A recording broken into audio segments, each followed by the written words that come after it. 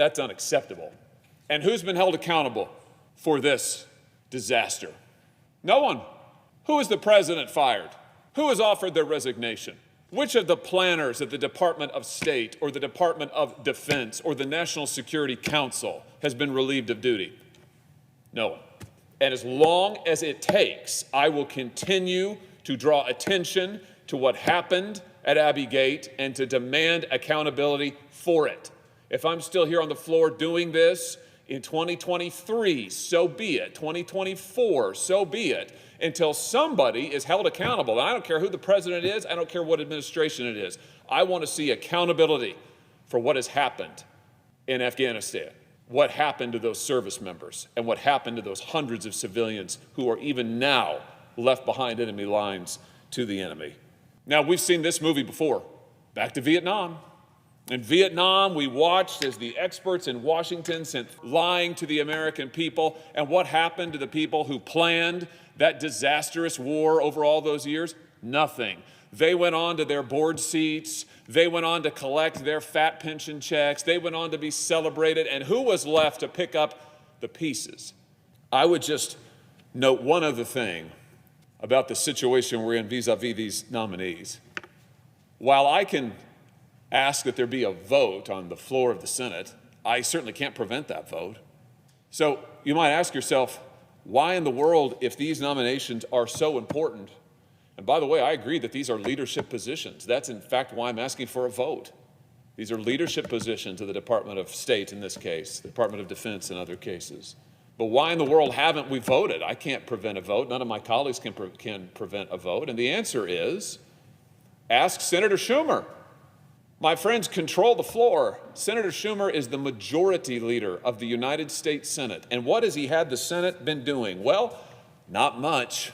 Yesterday, last week rather, over a 3-day period, 3 days, how many votes did the United States Senate take? 1. For 2 full days, we were in session.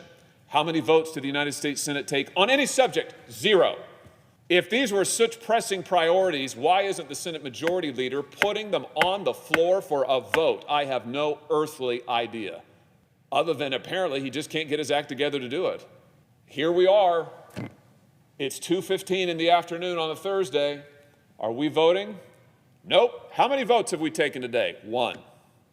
Will we be voting tomorrow? I doubt it. Will we be voting next week? Who knows?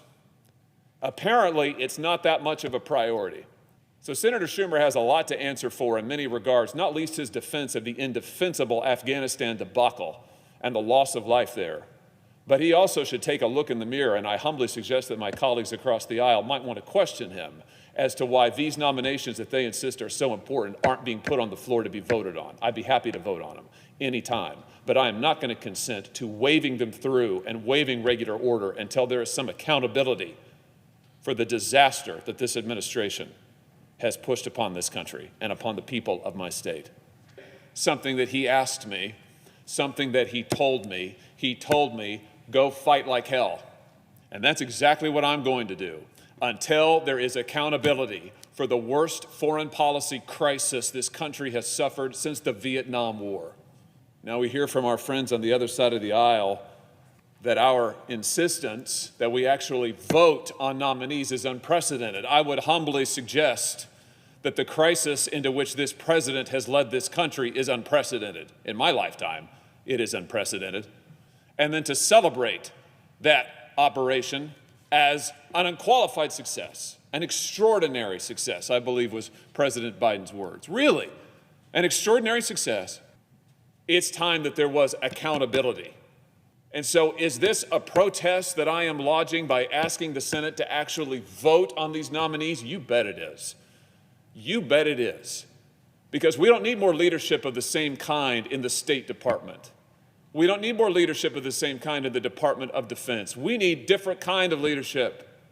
We need a different direction for this country.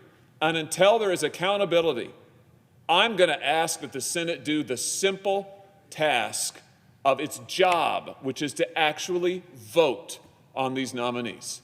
The least we could do is observe regular order and vote on these leadership positions at the Department of State and the Department of Defense. Now, my colleague from Maryland says, and I think he's right, he says that we've got to put national security first. And I agree with him about that.